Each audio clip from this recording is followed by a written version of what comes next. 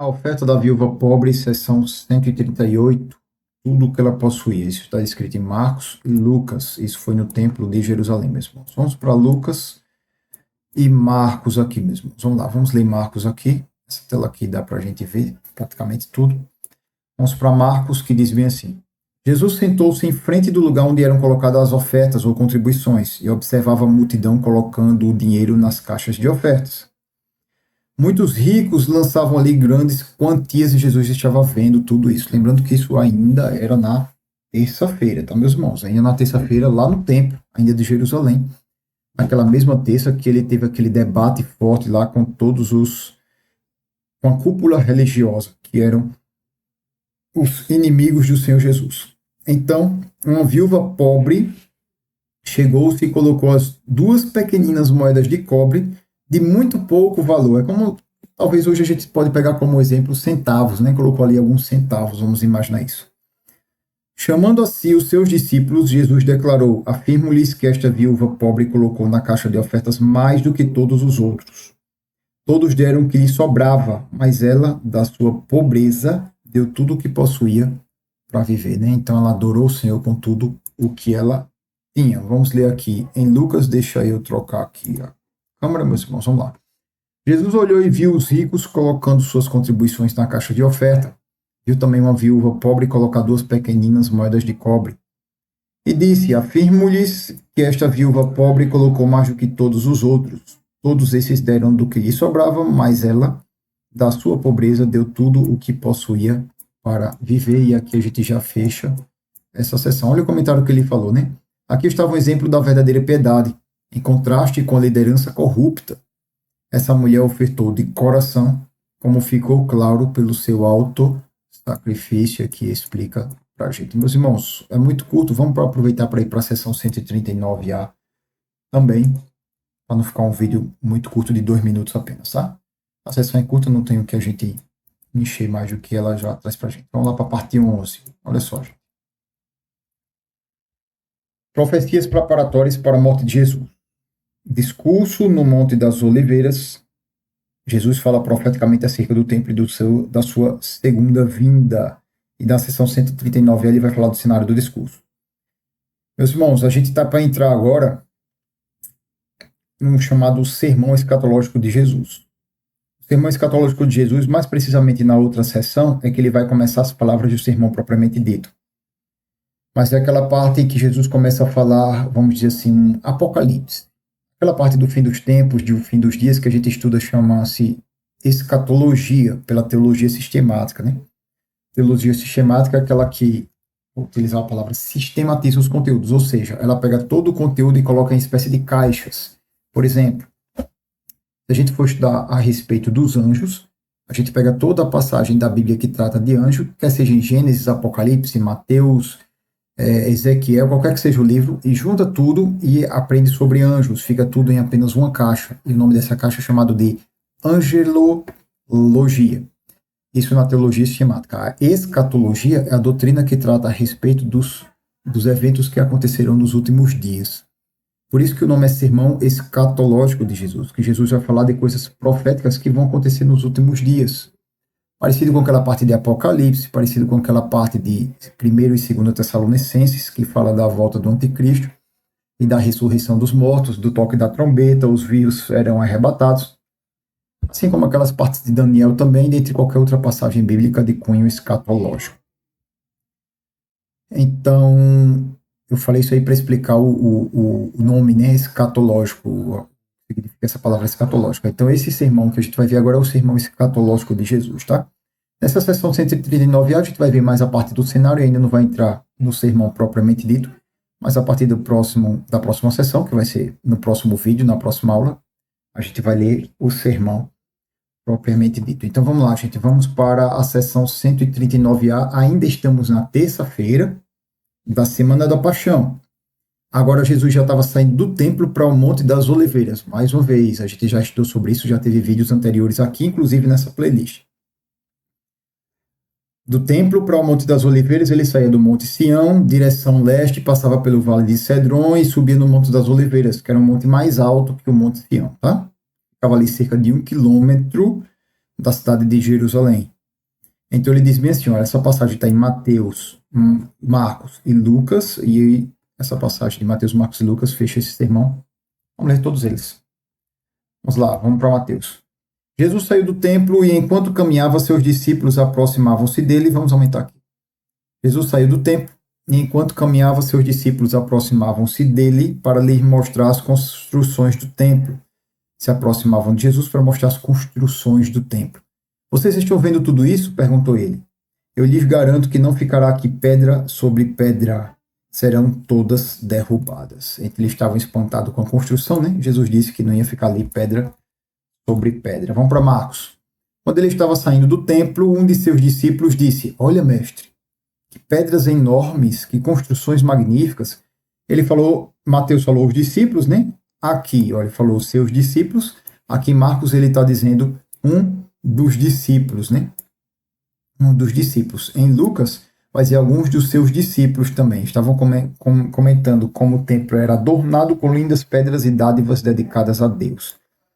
E aqui um dos seus discípulos disse: Olha, mestre, que pedras enormes, construções magníficas. Jesus disse: Você está vendo todas essas grandes construções?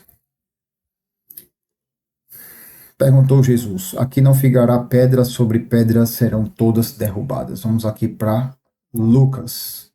Alguns dos seus discípulos estavam comentando como o templo era adornado com lindas pedras e dádivas dedicadas a Deus. Já lemos isso aqui.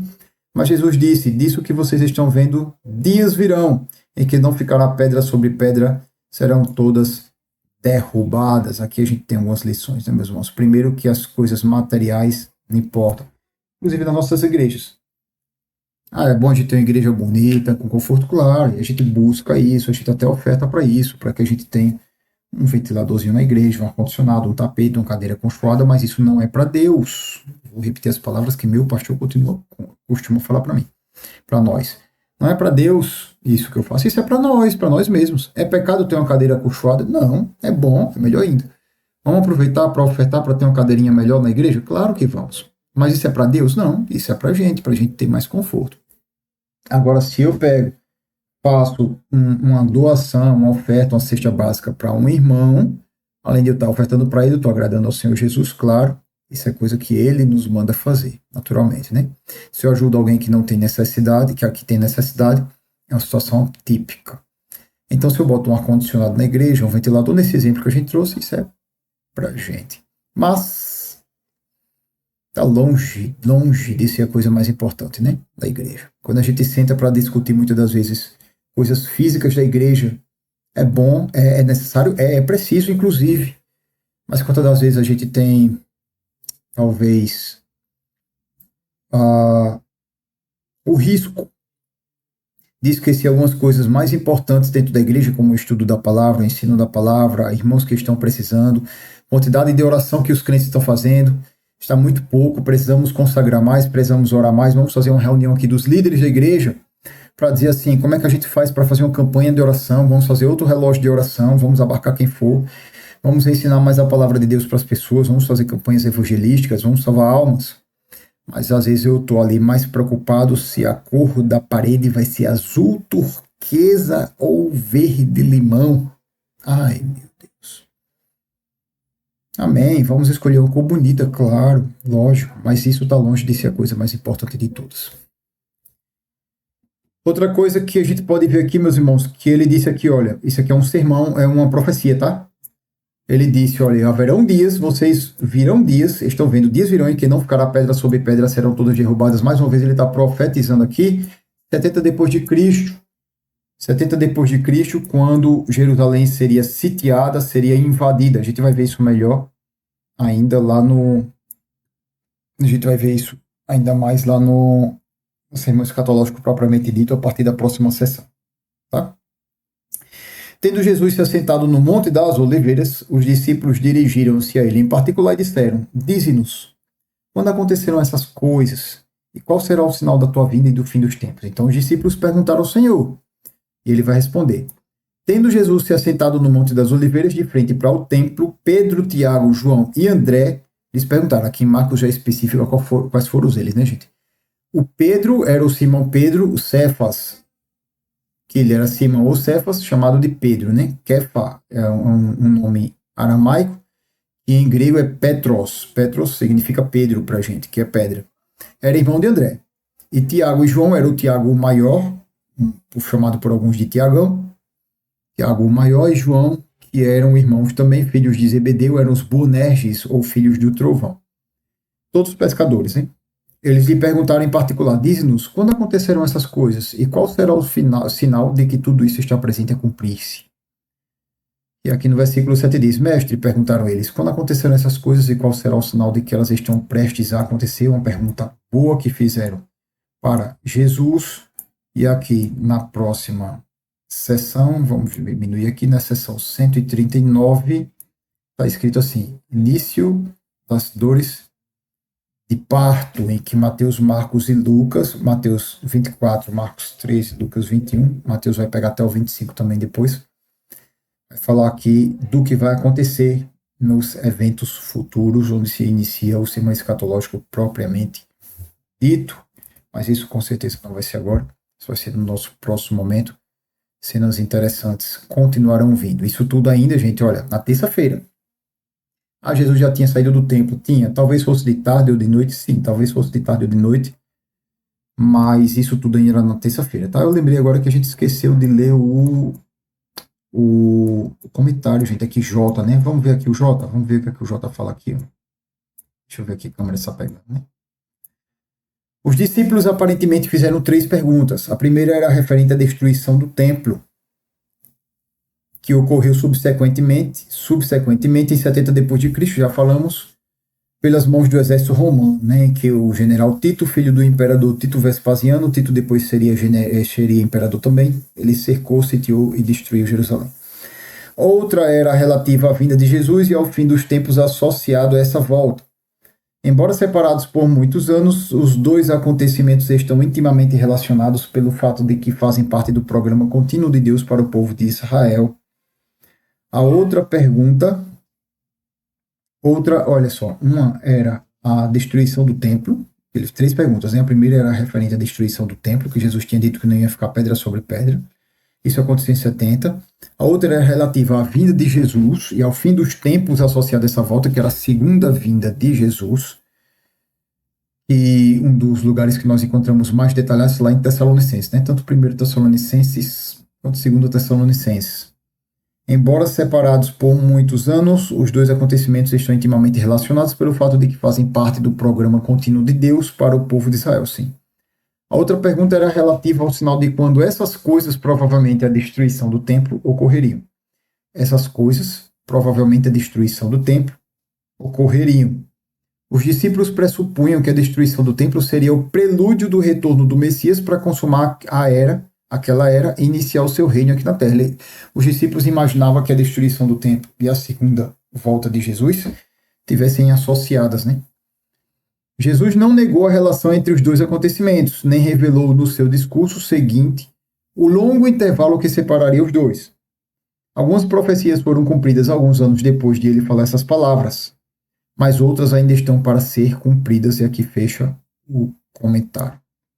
Tá, meus irmãos? Então, esse comentário foi feito dessa sessão 139A, que é o cenário do discurso, que a gente viu ainda na terça-feira, lá no Monte das Oliveiras, e a gente vai ver que aqui na sessão 139B, lá no Monte das Oliveiras, ainda na terça-feira, ali, talvez na noite de terça, na tardezinha de terça, está acontecendo isso aí em que Jesus vai iniciar o sermão escatológico dele. A gente vai ter uma pegada diferente agora nessa leitura.